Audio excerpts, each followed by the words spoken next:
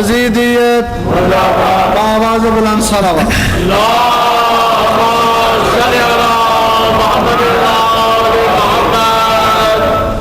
اپنے مرحومین کے لیے مومنین مومنات اس دنیا سے گزر گئے ہیں بزرگ علماء شہداء اسلام سب کے لیے سورہ فاتحہ بسم اللہ الحمدللہ رب العالمین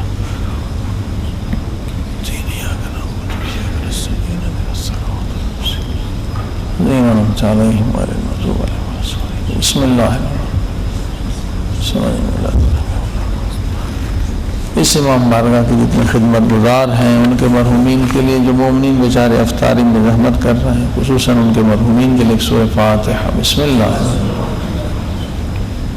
الحمدللہ الرحمن الرحیم نعبد و ایاک نستعین اهدنا الصراط المستقیم صلی علی صلوات پہ محمد صلی علی محمد بسم اللہ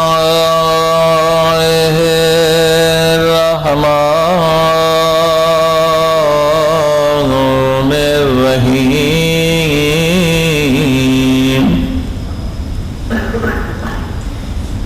الحمدللہ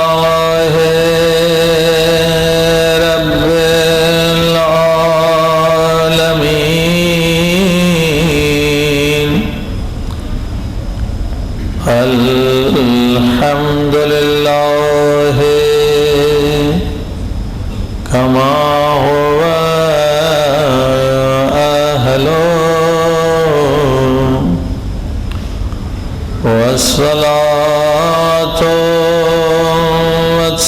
والسلام على سيد المرسلين وخاتم النبيين أبي القاسم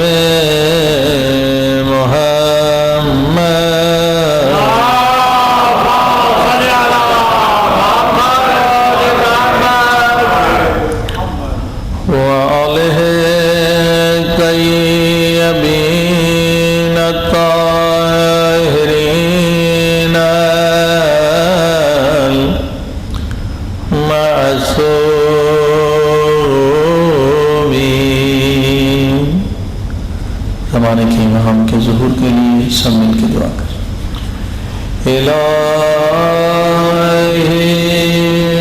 عظم البلاء وبرح الخفاء وانكشف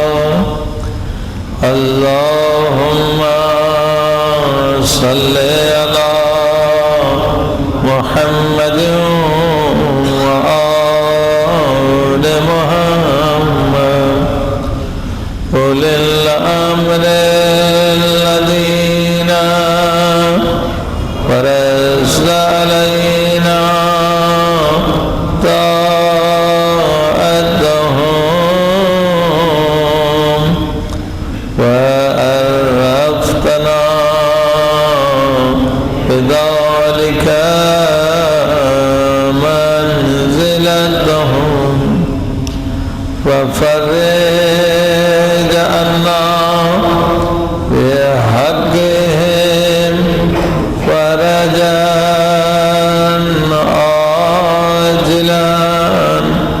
قریبا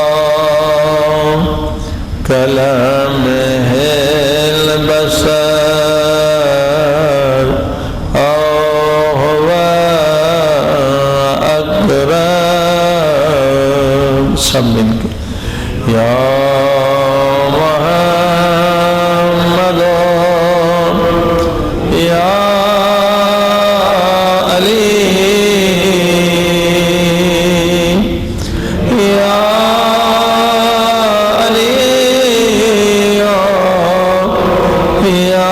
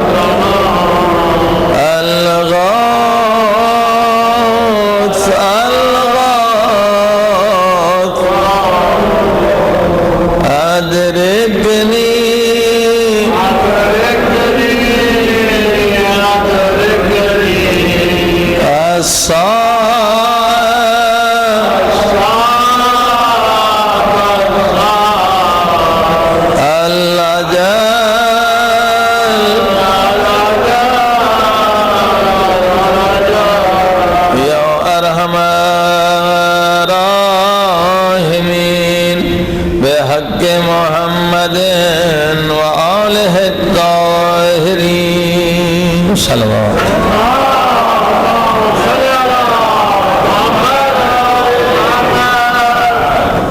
أما بعد فقد قال الله تبارك وتعالى في كتابه المجيد بسم الله الرحمن الرحيم أم حسبتم أن تدخلوا الجنة ولما يعلم الله الذين جاهدوا منكم ويعلم الصابرين. صلوات.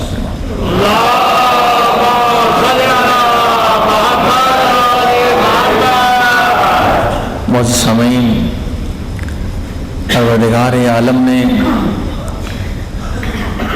ہم سب کو دو بڑی نعمتیں عطا فرمائی ہیں. ایک نعمت قرآن کریم ہے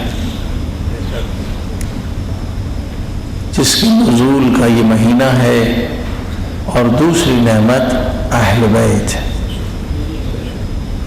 یہ دو بڑی سے بڑی نعمتیں ہیں جو پروردگار نے ہمیں عطا فرمائی ہے، اور ان نعمتوں کا ہم جتنا شکر ادا کریں اتنا کم ہے. صلوات پر محمد.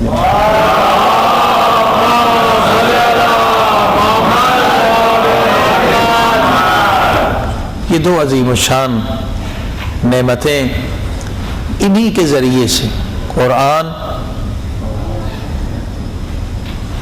صلوات پر محمد،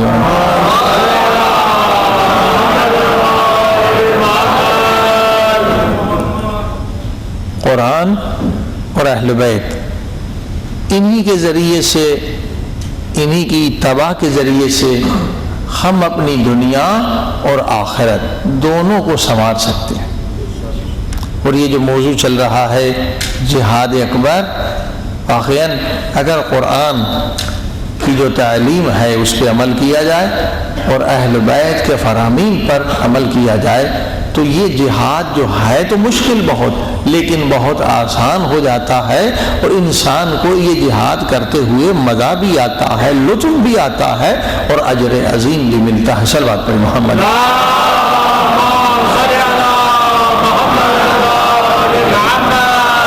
میں نے عرض کیا کہ اہل بیت سے آپ اگر محبت کریں گے، اہل بیت کے لیے کوئی کام کریں گے تو اس کا صلہ دنیا میں بھی ملتا ہے، آخرت میں بھی ملتا ہے۔ مثلا کسی انسان سے آپ محبت کرتے ہیں، اتنی محبت کرتے ہیں، اتنی محبت کرتے ہیں، انسان ہے، وہ گنہگار ہے، غیر معصوم ہے، اس سے آپ محبت کرتے ہیں کہ جان دینے کے لیے تیار ہے، ٹھیک ہے، اور واقعی سچی محبت کسی سے کر رہے ہیں، مگر وہ آپ کے دل کا حال نہیں جانتا، وہ انسان علم غیب نہیں رکھتا، آپ اس کے لیے اپنی جان دینے کے لیے تیار ہیں اور آپ سچ کہہ رہے ہیں، مگر وہ یہ سوچ رہا ہے کہ اس نے کوئی مجھے دھوکہ دینا ہے، مجھ سے کوئی کام نکالنا ہے، اس کو مجھ سے کوئی لالچ ہے۔ مسئلہ یہ ہے کہ دنیا میں اگر آپ کسی سے محبت کرتے ہیں تو جس سے محبت کر رہے ہیں اس کو پتہ ہی نہیں آپ کے دل کا حال کیا ہے، تو وہ شک کرتا ہے آپ کی محبت میں، ہاں جی، یہاں تک کہ 20 سال گزر جاتے، میاں کو بیوی کی محبت پہ شک ہے، بیوی کو میاں کی محبت پہ شک ہے، ہاں جی، کیونکہ دل کا حال نہیں جانتے، علم غیب تو ہے نہیں کہ یہ قسمیں کھا رہے ہیں کہ ہم آپ سے اتنی محبت کرتے ہیں مگر سامنے والے کو یقین نہیں آتا۔ اسی لیے یاد رکھیے اہل بیت سے محبت کرنے کا فائدہ یہ ہے کہ جتنی آپ محبت کریں گے اتنی اہل بیت آپ سے محبت کریں گے، کیونکہ اہل بیت آپ کے دل کا حال جانتے ہیں، سمجھے؟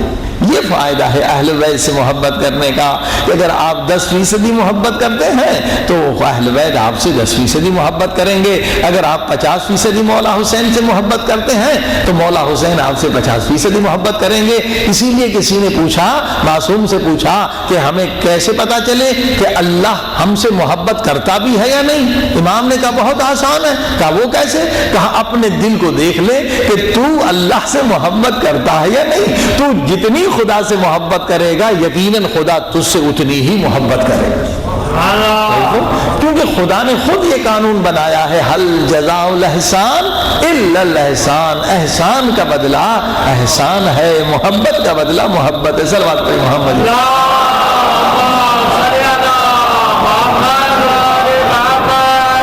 اور پھر انسانوں سے محبت، دیگر انسانوں سے محبت کرنے کا فائدہ ہی کیا؟ ہم مر جائیں گے، سب لوگ ہم کو بھول جائیں گے، ہاں جی، وہ جب مر جاتا ہے کوئی پھر تو اس وقت حالت بری ہوتی ہے، مگر 1 دن 2 دن مہینہ پھر وہی ہم اپنی خوشیوں میں مست ہو جاتے ہیں۔ باپ مر گیا اب وہ غم نہ رہا، ماں مر گئی 1 مہینہ 2 مہینہ اب وہ غم نہ رہا۔ انسان جو ہے طبیعتاً جو ہے غفلت کی وجہ سے بے وفا ہے۔ صلوات پڑھی محمد والے۔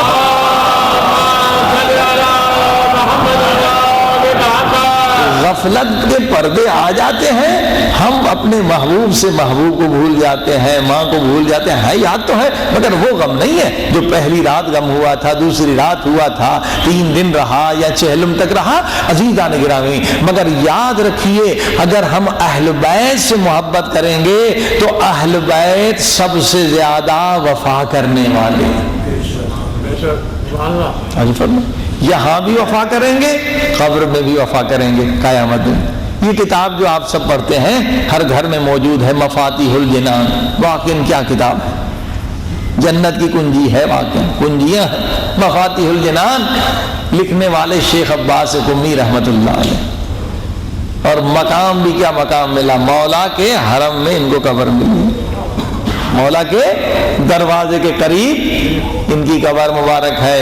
اب جب ان کو دفنایا گیا تو بیٹے خواب میں بابا کو دیکھتے ہیں پہلی قبر کی رات، اور آپ کو پتا ہے کہ قبر کی پہلی رات جو ہے بہت خطرناک، بہت وحشتناک، بہت حدیثیں ہیں کہ بھئی قبر کی پہلی رات کے لیے کوئی بندوبست کر کے جاؤ. اسی لیے حکم بھی ہے کہ بھائی اگر کوئی مومن مر جائے تو اس کے لیے 2 رکعت نماز وحشت پڑھ لیا کرو. 2 رکعت میں کوئی زیادہ دیر نہیں. سورہ الحمد اس کے بعد آیت الکرسی دیکھ کے بھی پڑھ سکتے ہیں اگر یاد نہیں. دوسری رکعت سورہ الحمد کے بعد 10 مرتبہ سورہ انا انزلنا، پھر اس کا ثواب اس مومن کو دے دیں. وعلیکم السلام. اب آپ نے دیکھا یہ اس قدر تاکید ہے.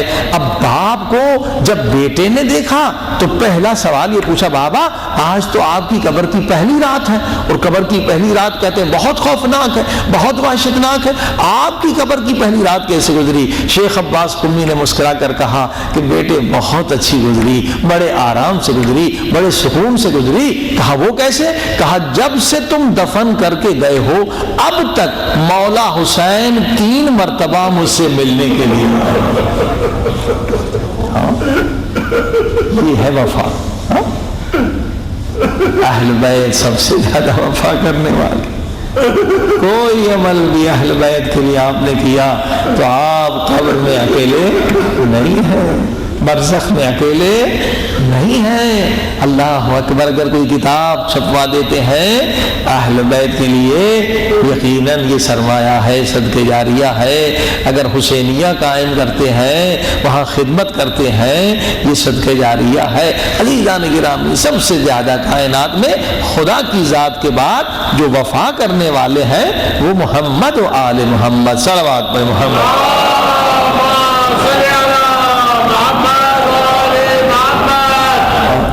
اور یہ ہے اس قابل کہ اگر کافر بھی سنے نا ان کے فضائل تو وہ بھی عاشق ہو جاتا.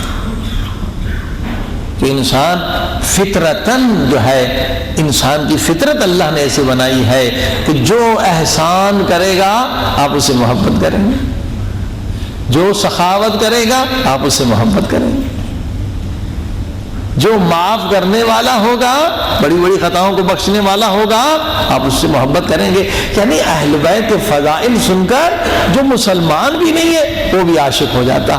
مثلا موصل یہی عراق کا واقعہ ہے. ایک طبیب تھا، یہودی یا عیسائی طبیب تھا، مثلا غیر مسلمان تھا، اور ایک مسلمان بیمار تھا، وہ اس کے پاس جاتا تھا، مسلسل جانا تھا. تو وہ جا کے اسے مولا حسین کے فضائل سناتا تھا. مولا حسین کا زمانہ تھا کہ میرے مولا حسین ایسے ہیں. وہ سن کے حیران ہو جاتا تھا کہ ایک انسان ایسا بھی ہو سکتا ہے. وہ سارے ہلاتا رہتا تھا، پھر یہ جاتا تھا ٹیکا لگوانا یا دوا لینے جو بھی، پھر دوسرے دن جا کے اسے دوسرا مولا کا فضائل سناتا تھا. دیکھیں اسی لیے حکم ہے کہ جب بھی آپس میں ملیں تو اہل بیت کے فضائل سنائیں. صلوات پڑھیں محمد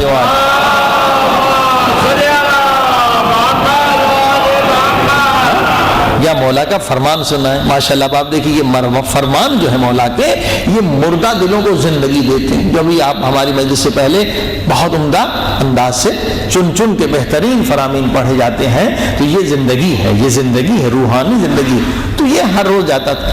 اب اتنے فضائل سنے کہ یہ عاشق ہو گیا، مگر امتحان کرنا چاہتا تھا کہ واقعی یہ سچ ہے. جتنے فضائل یہ سنا رہا ہے یہ سارے فضائل امام حسین کے اندر ہیں، تو پھر مجھے مسلمان ہونے میں کیا دیر ہے. صلوات پہ محمد.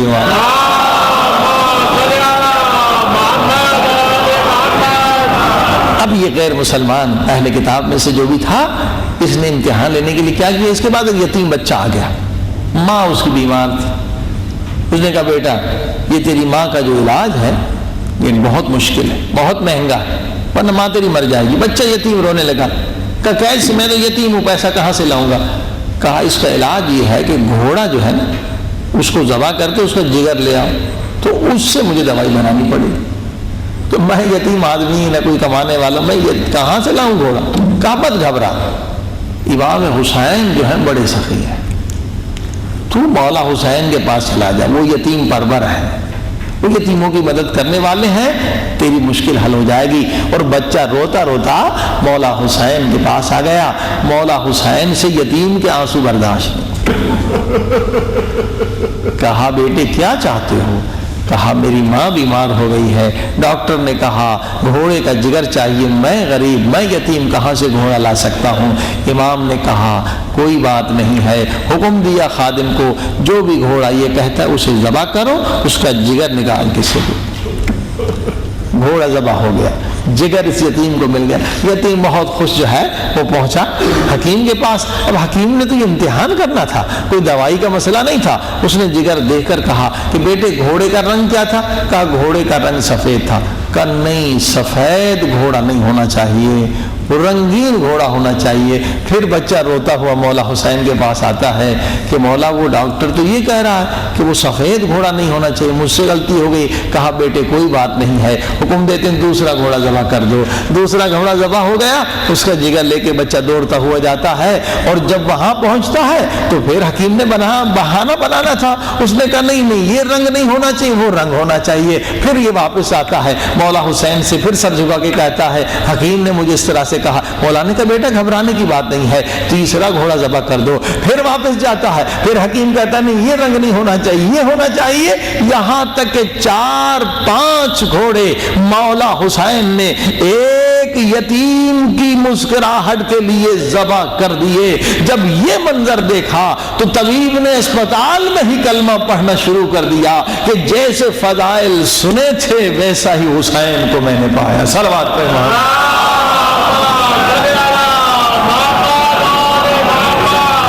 اور یہ اسپتال چھوڑ کر مولا کی خدمت میں آیا، کہا مولا کلمہ پڑھائیے، میں مسلمان بننا چاہتا ہوں۔ کیا بات ہے مولا، میں نے آپ کے فضائل تو بہت سن رکھے تھے، مگر یہ میں نے امتحان لینے کے لیے آئی بچے کو بھیجا تھا۔ مسئلہ کچھ یہی تھا کہ میں امتحان لینا چاہتا تھا کہ آپ کے دل میں یتیم کی کتنی محبت ہے اور آپ یتیم کے لیے کتنی قربانی دے سکتے ہیں۔ مولا نے کہا بس اتنی سی بات، آ جا میرے ساتھ، یہ تو کوئی بڑی بات نہیں ہے۔ مولا آئے تو وہ 4-5 گھوڑے وہیں پر ذبح ہوئے پڑے ہوئے تھے۔ اب مولا نے ایک مرتبہ مولا حسین نے دعا کے لیے ہاتھ بلند کیے، فرمایا پروردگار تجھے اس محبت کا واسطہ جو تو محبت اہل بیت سے کرتا ہے کہ ان گھوڑوں کو زندہ کر دے۔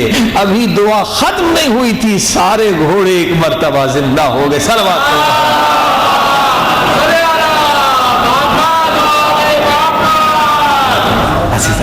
یہ اہل بیت کی عظمت، یہ خدا نے انہیں عزت عطا کی ہے، عظمت عطا کی۔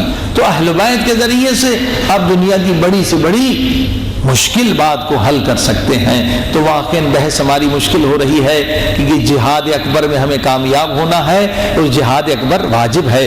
اگر جہاد اکبر واجب نہ ہوتا تو روزہ بھی ہم پر واجب نہ ہوتا۔ یہ روزہ کیا ہے؟ بھوک اور پیاس کے ذریعے سے نفس کو کمزور کرنا ہے اور روح کو طاقتور کرنا ہے۔ صلوات پر محمد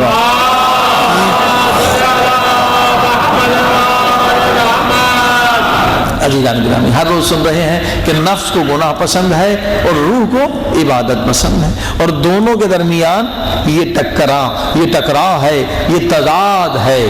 کیوں؟ دونوں کی صفات جو ہے متضاد ہیں، ایک دوسرے کے خلاف ہیں۔ اسے روح کو عبادت میں مزہ ملتا ہے، نفس کو گناہ میں مزہ ملتا ہے، لہذا اس جنگ کا نام ہے جہاد اکبر۔ اب کیسے ہم اس جنگ میں کامیاب ہو جائیں؟ دیکھیے، نہ ہمیں نفس سے امارہ نظر آتا ہے اور نہ شیطان نظر آتا ہے،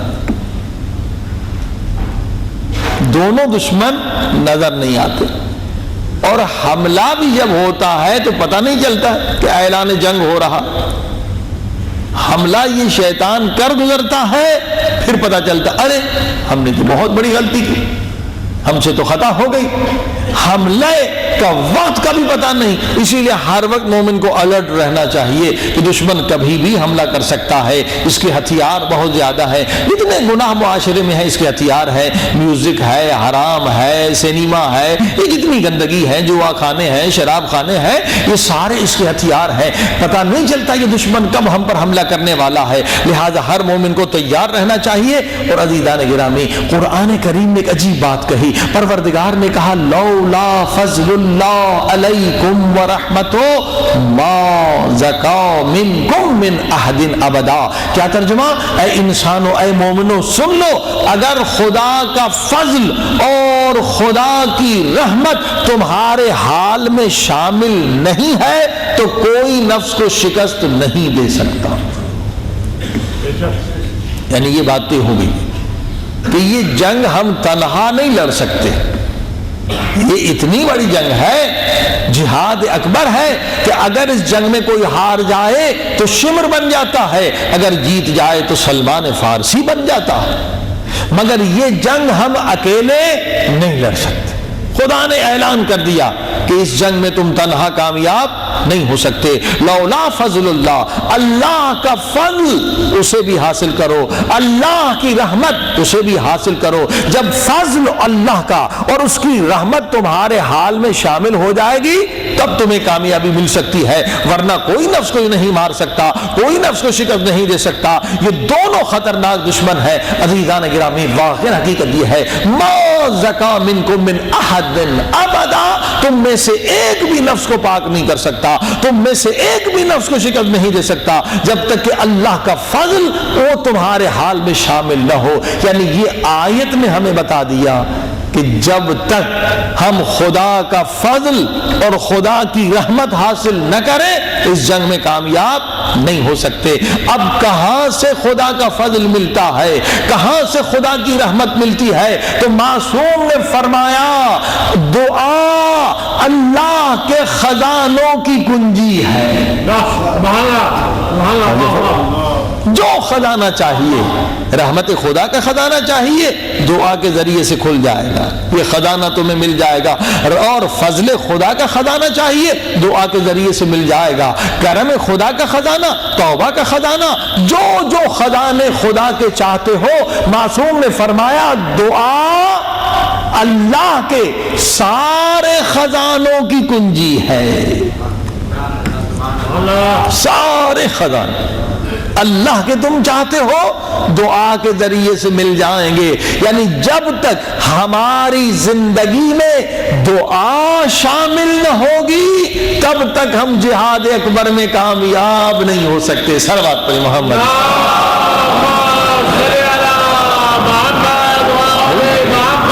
یعنی آج جو ہم ہتھیار بتا رہے ہیں وہ دعا کا ہتھیار ہے۔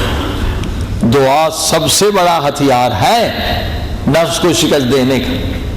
فرمایا حدیث الدعاء مخ العبادہ، دعا ساری عبادتوں کا مغز ہے، نچوڑ ہے، سارے خزانوں کی کنجی دعا، ساری عبادتوں کا مغز، مخ جو ہے مغز یہ دعا ہے۔ عزیزان گرامی، واقعاً دعا کی عظمت بہت زیادہ ہے۔ خدا نے خود وعدہ کیا ادعونی استجب لکم، اے میرے بندے تو مانگ کر تو دیکھ میں تجھے عطا کروں۔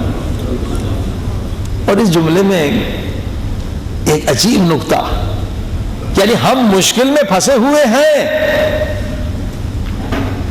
ہم بیمار ہیں، ہمارا بیٹا ایکسیڈنٹ ہو گیا ہے، آپریشن ہونے والا ہے، خدا نخواستہ ہم دعا مانگ رہے ہیں، یعنی ہم اپنے مطلب کی چیز مانگ رہے ہیں اور خدا کہہ رہا اے میرے بندے تو اپنی مطلب کی چیز ہی مجھ سے مانگ مگر میں اسے عبادت میں شامل کر دیتا ہوں۔ بھائی اس سے بڑھ کر خدا کا کیا کرم ہوگا؟ ہم نوکری چاہتے ہیں، اپنے مطلب کی چیز ہے، ہم شادی کرنا چاہتے اپنے مطلب کی چیز ہے، اپنے مطلب کی چیز ہم مانگتے ہیں، خدا اسے عبادت میں شامل کر دیتا ہے، کہتا مجھ سے مانگ اور میں تجھے عطا کروں گا۔ عزیزان گرامی، یہ دعا کی بہت زیادہ عظمت ہے۔ انسان جب دعا مانگتا ہے اس کا مقام اتنا بلند ہو جاتا ہے، اتنا بلند ہو جاتا ہے کہ آپ تصور نہیں کر سکتے کہ دعا کی عظمت کیا ہے۔ مگر دعا کی آج حقیقت کو ہمیں سمجھ کے اٹھنا ہے کہ دعا کی حقیقت کیا ہے، دعا کی فضیلت کیا ہے، دعا کا فلسفہ کیا ہے۔ صلوات پر محمد وعلیہ۔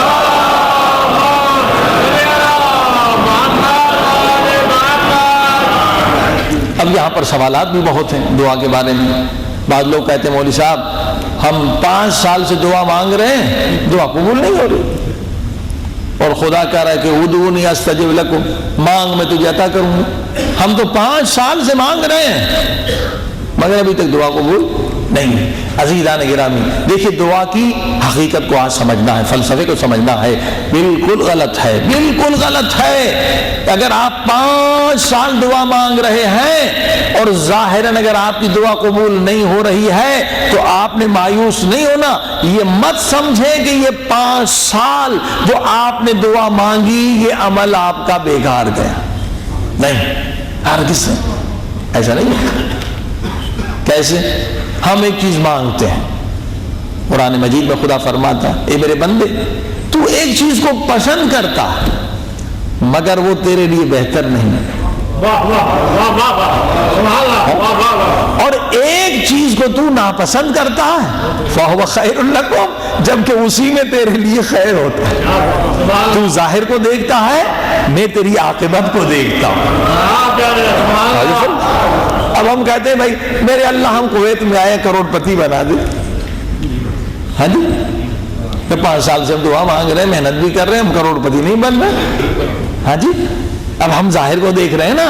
عزیزان گرامی، ہمیں کیا پتا کہ کروڑ پتی بننے کے بعد ہمارا ایمان سالم رہے گا یا نہیں۔ اب بتائیے یہاں کروڑ پتی بنانا خیر ہے یا کروڑ پتی نہ بنانا خیر ہے؟ صلوات پڑھی محمد وآلہ۔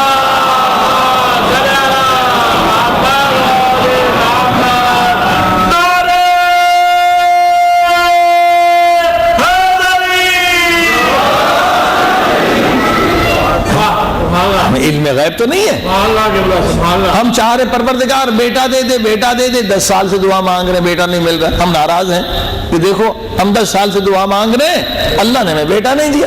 یہ نہیں کہ یہ عبادت ہے، عبادت ہے، خود دعا مخل عبادت ہے، ساری عبادتوں سے افضل ہے۔ یہ 10 سال جو آپ نے مانگا یہ ضائع نہیں ہوا عمل، مگر بیٹا نہیں مل رہا ہے، کیوں؟ مصلحت نہیں ہے۔ کیوں؟ اب اگر خدا بیٹا دے دے اور وہ بیٹا بڑا ہو کر 10-20 آدمی کو قتل کرے اور پھانسی پہ لٹکا دیا جائے تو بتائیے اب دینا بہتر ہے یا نہ دینا بہتر ہے؟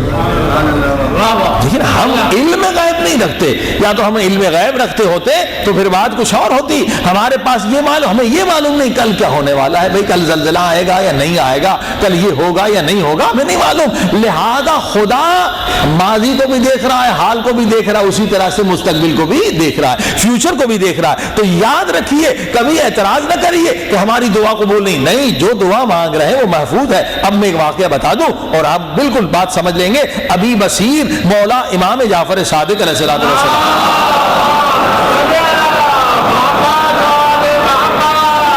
امام کے صحابی بھی ہیں، ہزاروں حدیثوں کے راوی بھی ہیں، آخر عمر میں نابینا ہو گئے اور دعا مانگ مانگ کے تھک گئے، آنکھیں نہیں مل رہی ہیں، نور نہیں مل رہا، اور بہت پریشان آئے، بہت پریشان آئے، بےتاب آئے کہ مولا آپ جیسا امام میرے پاس، پھر بھی میں اندھا اور دعا مانگ مانگ کے تھک گیا۔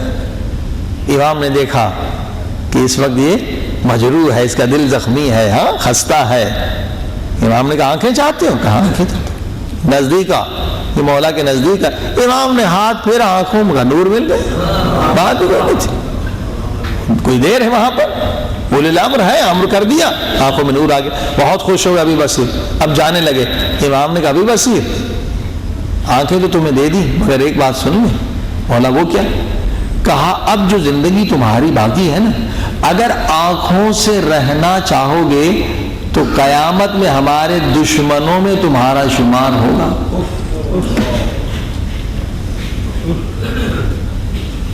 تمہاری مرضی، پھر جنت میں ہمارے ساتھ نہیں رہ سکتے۔ اگر آنکھیں چاہتے ہو ہم نے دے دی، مگر سمجھ لیں کہ قیامت کے دن ہمارے دوستوں میں نہیں رہو گے، دشمنوں میں شامل ہو جاؤ گے۔ بس یہ سننا تھا، یہ پلٹا، مولا کے قدموں پہ گرا، مولا 1000 آنکھیں آپ پر قربان۔ مولا اگر یہ مصلحت خدا ہے، میں سمجھ گیا کہ میں دعا مانگ رہا ہوں، دعا قبول نہیں ہو رہی ہے۔ اب میں سمجھا کہ میری دعا قبول کیوں نہیں ہو رہی ہے۔ مولا ٹھیک ہے، اندھا رہنا مجھے پسند ہے، مگر آپ کا دشمن بننا مجھے پسند نہیں ہے۔ صلوات پہ محمد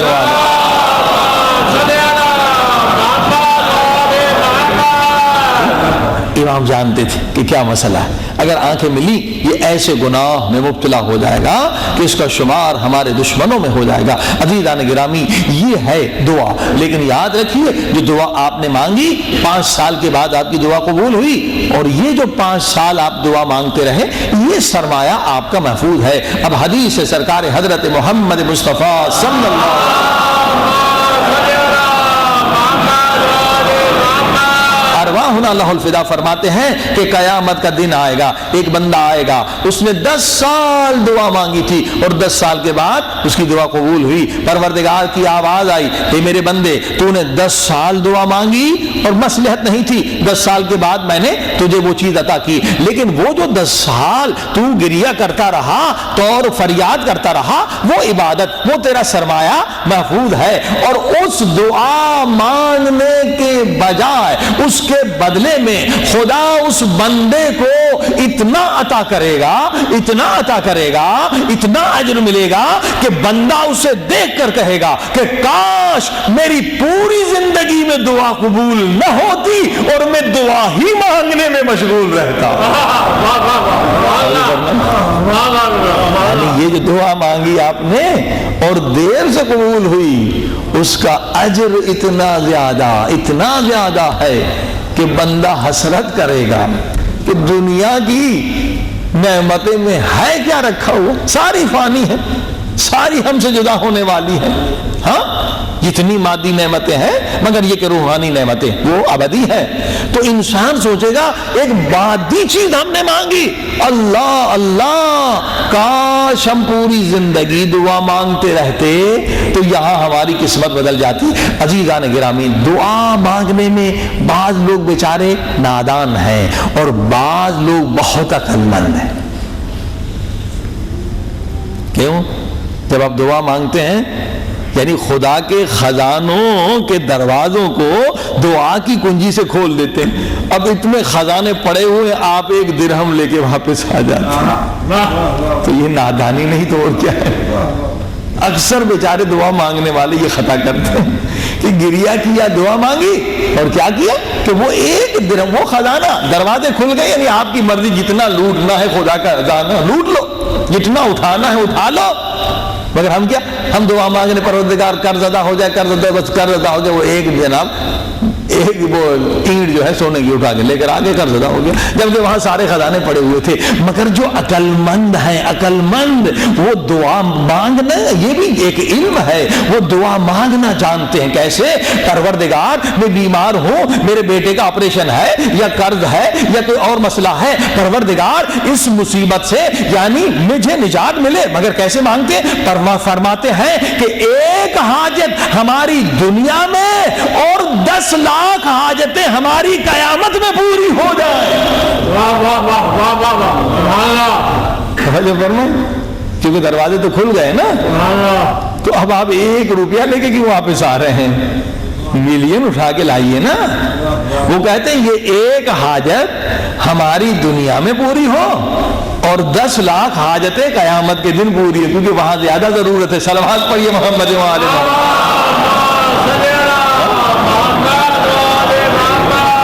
اب کتنے لوگوں نے کبھی اس طرح سے دعا مانگی ہی نہیں ہوگی۔ صلوات پڑھیے محمد و آل محمد۔ دعا مانگنا بھی ایک فن ہے، ایک علم ہے کہ فانی چیز کے لیے رو رہے ہیں اور وہ قیامت کا میدان کہ الامان والحفیظ اس کی فکر ہی نہیں ہے۔ نہیں، جب بھی مانگا کرے تو دنیا کی ایک چیز، وہاں کا کم سے کم 1 ملین، وہاں کی مولا 10 لاکھ حاجتیں پوری کرنا، اور یہاں یہ ایک حاجت پوری کر دے۔ صلوات پڑھی محمد و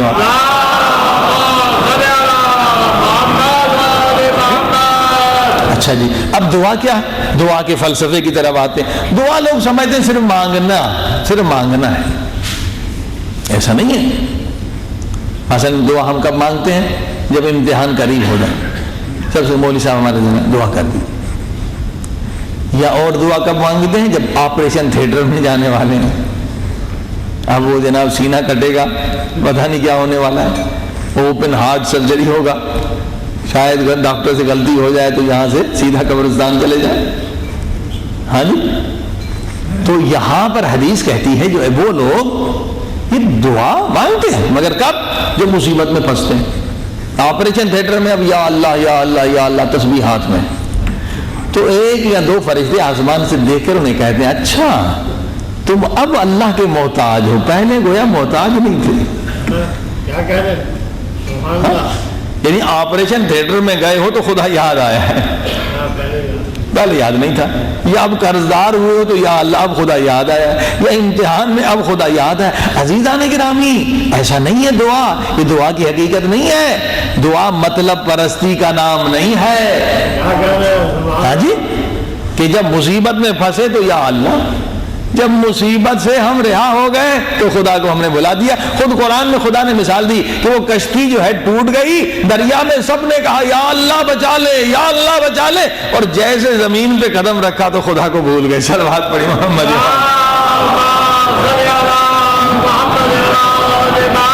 اکثر لوگوں کی دعا یہ ہے کہ بھائی مصیبت میں پھنستے ہیں تو دعا، بیمار ہوتے ہیں تو دعا، مقروض ہوتے ہیں تو دعا، اور جب بالکل الحمدللہ جیب بھرے ہوئے ہیں تو کوئی دعا کی ضرورت نہیں ہے۔ یہ دعا نہیں ہے، یہ مطلب پرستی ہے۔ اگر ہم صحت مند ہیں تب بھی دعا کی ضرورت ہے، اگر ہم بیمار ہیں تب بھی دعا، ہم خدا کے محتاج ہیں تب بھی دعا کی ضرورت ہے، اگر آپریشن تھیٹر میں ہیں تب بھی دعا کی ضرورت ہے، اگر گھر میں ہے تب بھی دعا کی ضرورت ہے، اگر سفر میں ہے تب بھی دعا کی ضرورت ہے۔ جو بھی حال، جس حال میں بھی رہے، کیونکہ اگر خدا کا کرم نہ ہو، حتیٰ کہ جو ہم پانی پیتے ہیں وہ بھی ہماری پیاس تب بجھاتا ہے جب خدا اسے اذن دیتا۔ کل کی حدیث، کل کی مجلس یاد ہے نا کہ لا مؤثر فی الوجود الا اللہ، پانی مؤثر نہیں ہے اگر خدا نہ چاہے، پانی بھی اس وقت پیاس بجھاتا ہے جب خدا اذن دیتا ہے۔ یہی جو افطار کے لوگ نوالا کھاتے ہیں، اگر خدا نہ چاہے تو یہ نوالا نیچے نہیں اتر سکتا۔ ممکن ہے دوسری نلی بالکل اس کے ساتھ ہے، وہ لنگس میں چلا جائے تو وہی نوالا جو ہم لذت سمجھتے ہیں وہ ہمارے موت کا سبب بن جائے۔ صلوات پڑھی محمد۔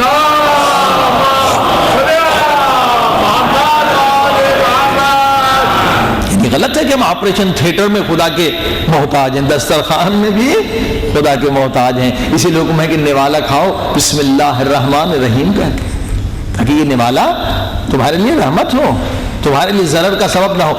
اکثر لوگ اس غلط فہمی میں، اب یہ غلط فہمی بھی ختم ہو گئی۔ عزیزان گرامی، دعا کیا ہے؟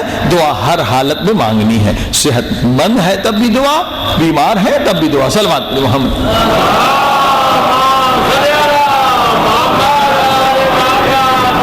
لیکن اب آئیے حقیقت دعا، روح ہے دعا۔ دیکھیے دعا صرف مانگنے کا نام نہیں ہے، صرف مانگنے کا نام، مانگنا خدا سے، مگر دعا صرف مانگنے کا نام نہیں ہے، کیونکہ اگر صرف مانگنا ہوگا تو اب ہمارے کوئی ضرورت ہی کسی چیز کی نہیں تو پھر دعا کیوں؟ نہیں، دعا مانگنے کا نام نہیں۔ اب یہ کس نے سکھایا؟ یہ اہل بیت نے، حضرت امام محمد باقر علیہ السلام۔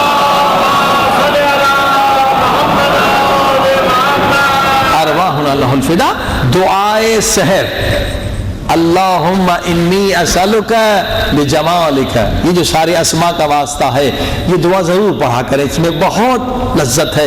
بلکہ علماء آیت اللہ حسن زادہ عاملی، بڑے بڑے علماء کہتے ہیں کہ یہ جو دعائیں سحر ہیں یہ صرف رمضان کے لیے مخصوص نہیں ہے، ہر سحر میں پڑھنا وہی مزہ ہے، وہی لذت۔ دیکھیے روزے کا مقصد کیا ہے؟ کھانا پینا بند، پیاس کو برداشت کرو، بھوک کو برداشت کرو، یعنی جسمانی لذتیں ختم کر کے خدا چاہتا ہے ہمارے لیے روحانی لذتوں کا دروازہ کھولے، اور اس میں کیا ہے؟ سحر کے وقت اٹھنا ہے، کیونکہ سب سے زیادہ روحانی لذت مومن کو خدا سحر خیزی میں، سحر کے وقت دعا مانگنے میں دیتا۔ سحر کے وقت جو دعا کا مزہ ہے وہ کسی اور وقت میں نہیں ہے۔ تو جو فرمایا، بہت سارے لوگ یہ کہ 12 بجے کھا کے سو جاتے ہیں، سحر کو اٹھتے ہی نہیں۔ انہوں نے گویا روح روزہ کا خون کر دیا، جو روزے کی روح ہے اس کا خون ہو گیا۔ کہ مقصد روزہ یہ ہے کہ سحر کے وقت اٹھ کر دعا مانگنا سیکھو. اور یہ کھانا پینا اس لیے بند ہے کہ یہ لذتیں زندگی تک ہیں, حواس خمسہ سے اس کا تعلق ہے. جب مر جاؤ گے نہ کھانے کی لذت نہ پینے کی لذت.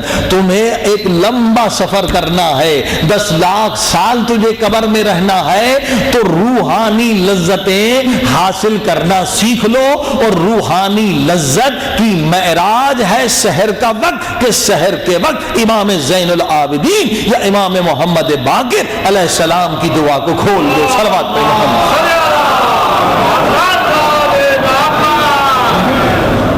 یہ اصل مقصد روزہ. اور یقیناً جو لوگ شریک تھے دعائے ابی حمزہ صومالی میں, چیزیں کہ دعا مختصر رہی, 2 صفحے پڑھے, لیکن انہیں یقیناً مزہ آیا ہوگا, لطف آیا ہوگا, کیونکہ یہ دعا کمیل سے بھی زیادہ عظیم تر ہے. تو روزے کا مقصد یہی ہے کہ سحر کے وقت دعا کی لذت حاصل کرنا سیکھو, کیونکہ دعا کی لذت حیوان کو نہیں ملتی, انسان کو ملتی. دعا کی لذت خدا نے حیوان کو نہیں دینی. کھانے پینے میں حیوان تم سے بہت آگے ہے, جسمانی لذتوں میں, نکاح کی لذتوں میں حیوان تم سے بہت زیادہ آگے ہے. تم اس کا مقابلہ نہیں کر سکتے. یہ حیوانیت ہے جسے تم کمال سمجھ رہے ہو. روزہ رکھو, اور روزہ رکھوا کر خدا سکھا رہا ہے کہ یہ جسمانی حیوانی لذتیں حاصل کرنا انسانیت کا کمال نہیں ہے. انسانیت کا کمال یہ ہے کہ سحر کے وقت اٹھو اور دعا کی لذتوں سے آشنا ہو جاؤ, تاکہ قبر کی تنہائی میں نہ گھبرانے پاؤ. برزخ جو ہے آرام سے گزر جائے, قیامت تمہاری سکون سے گزر جائے. یہ تب ممکن ہے جب تم سحر کے وقت لذتیں دعا کو حاصل کرو گے. صلوات پڑھیں محمد.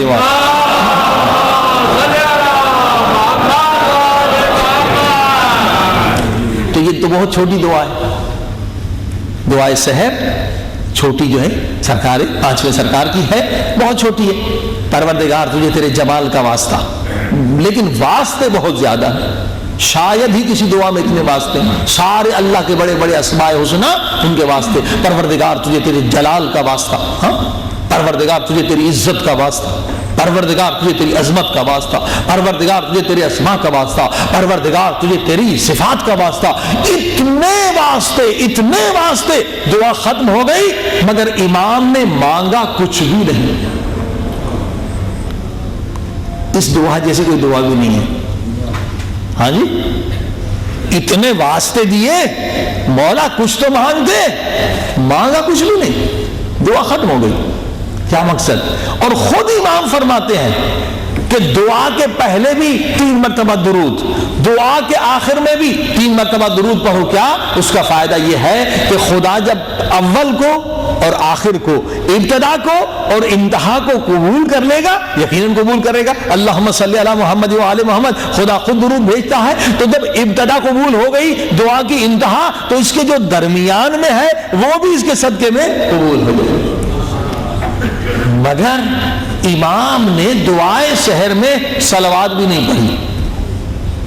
کیوں نہیں پڑھی؟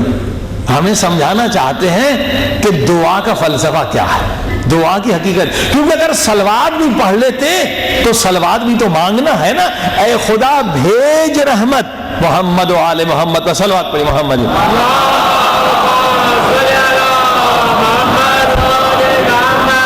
دیکھیے عجیب مسئلہ ہے, امام نے صلوات نہ پہلے پڑھی نہ آخر پڑھی. اتنے بڑے واسطے دیے, پروردگار تجھے تیرے جلال کا واسطہ, پروردگار تجھے تیرے جمال کا واسطہ.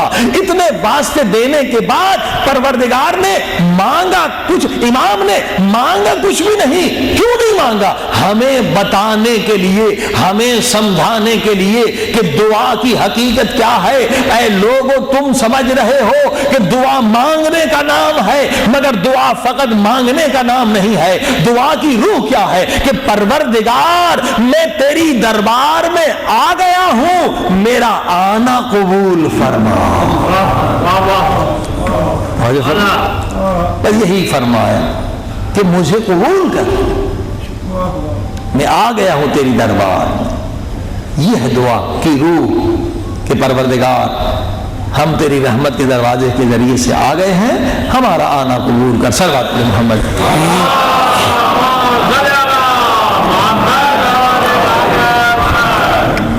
عزیزان گرامی، آئیے دعا کریں۔ واقعاً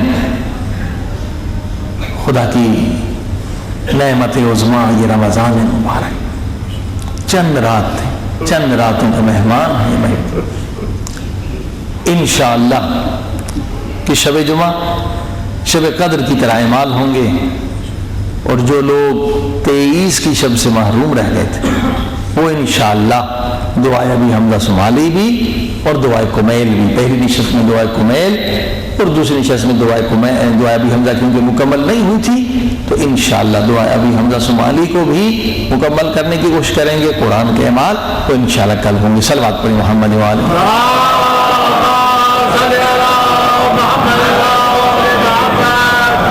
آئیے خدا کی بارگاہ میں چلیں۔ اللہم صلی علی محمد وآل محمد وعجل فرجهم اللہم صلی علی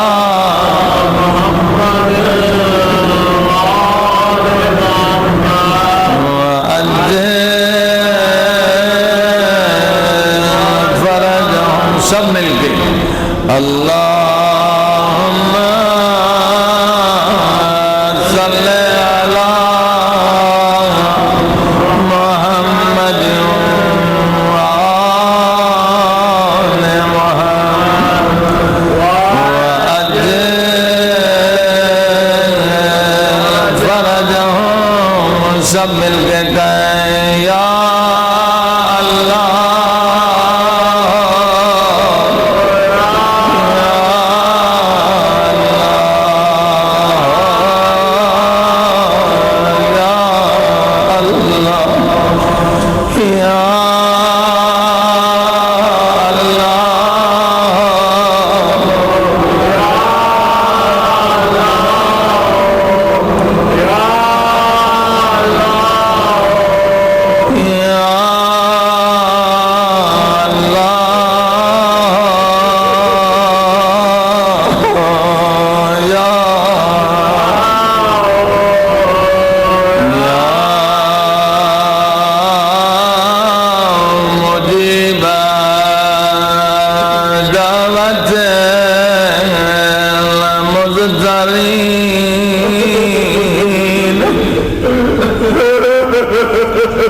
آئے مضطروں پریشان کی دعا قبول کرنے والے، او میرے اللہ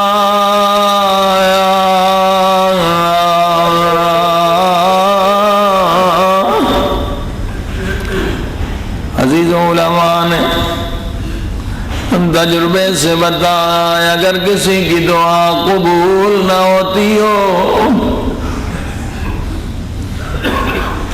کوشش کریں 40 مومنین و سادات کو جمع کرے اور 40 دن زیارت عاشورہ اپنے گھر میں قائم کرے۔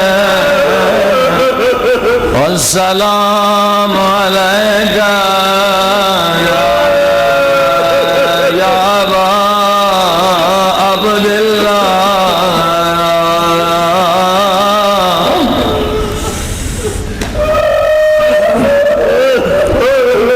امام حسین کا ساری زیارتوں میں مشہور لقب یا ابا عبداللہ ہے،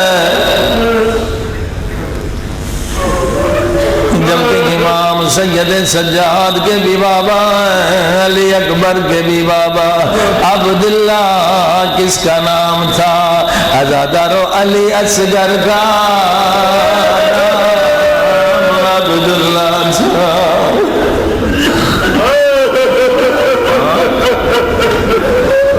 حسین کو چھوٹے بچے کے نام سے یاد کیا جاتا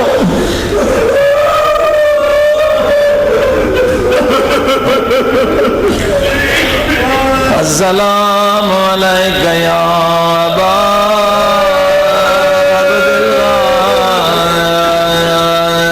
السلام علی الحسین وعلی علی بن الحسین وعلی اولاد الحسین وعلی اصحاب الحسین. اللہ آپ سب کو یہ موقع عطا کرے کہ زیارت عاشورہ حسین کی زری کے سامنے بیٹھ کے پڑھیں.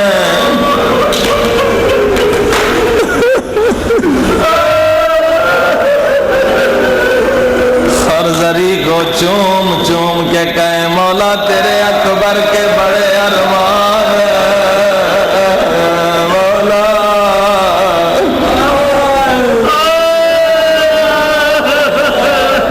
یا کاشف کرب المکروبین.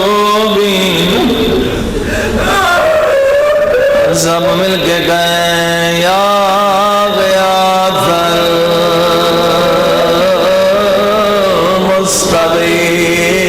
المستغیثین یا غیاث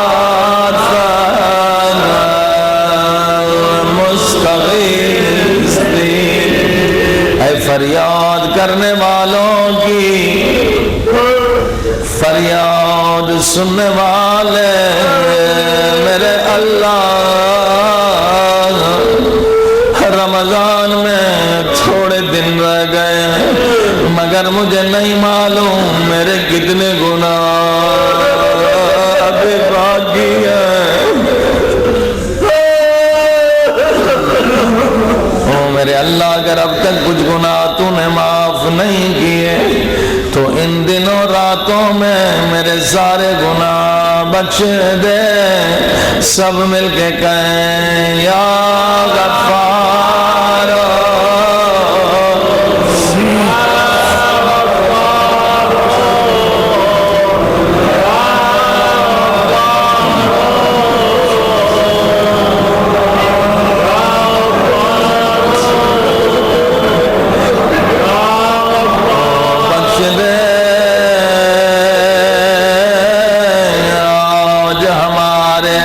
سارے گناہ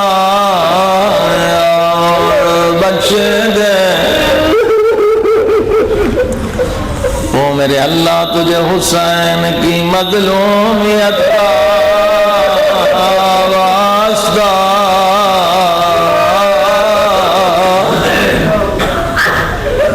مولا حسین اتنے مظلوم کہ مولا کے وسائل پہ صرف انسان نہیں روئے بلکہ رسول خدا کا اونٹ کربلا میں موجود تھا جس میں اللہ کے رسول سواری کرتے تھے. اتنا رویا اور اپنا سر اتنا زمین پہ مارا اتنا زمین پہ مارا اس کی روح پرواز ہو. حسین اتنے مظلوم ہیں. حسین کے غم میں جن بھی روئے ہیں انسان بھی روئے.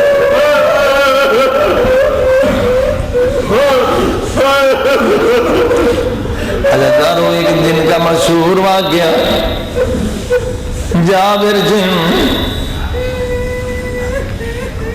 اللہ اکبر روایت میں ملتی ہے اس کا نام عربی میں کچھ ہے اردو میں جابر جن کے نام سے.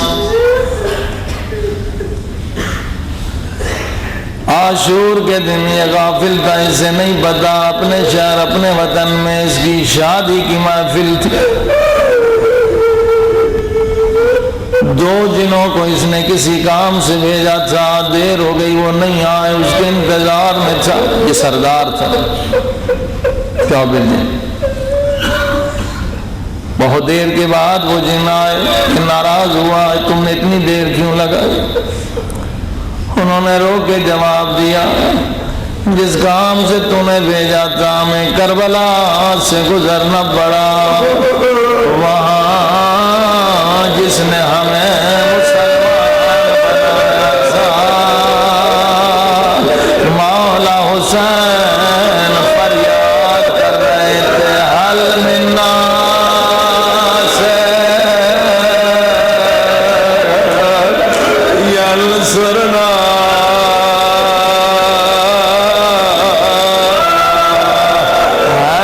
اس غریب کی مدد کرنے والا۔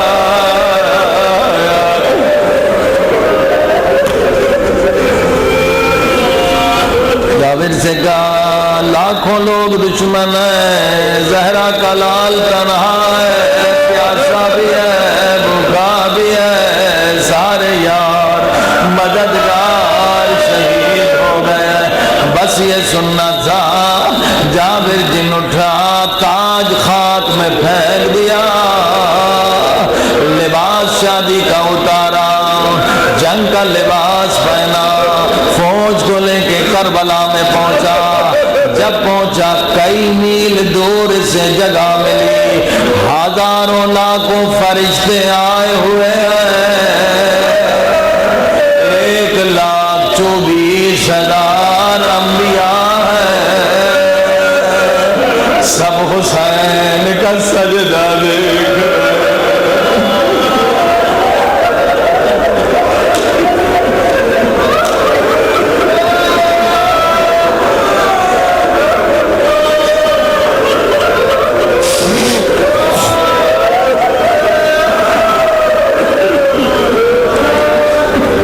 جی 1,24,000 انبیاء ہیں، وہ فاطمہ زہرا بھی آئی ہے، اور حسین زخموں سے چور چور ہے، بدن کا کوئی حصہ زخموں سے خالی نہیں ہے۔ رسول خدا فرما رہے میرے لال حسین جلدی آ، میری جھولی میں جلدی آ۔ جابر کئی میل دور کھڑا ہے لشکر کے ساتھ، وہاں سے فریاد کرتا ہے مولا میں مدد کے لیے آیا۔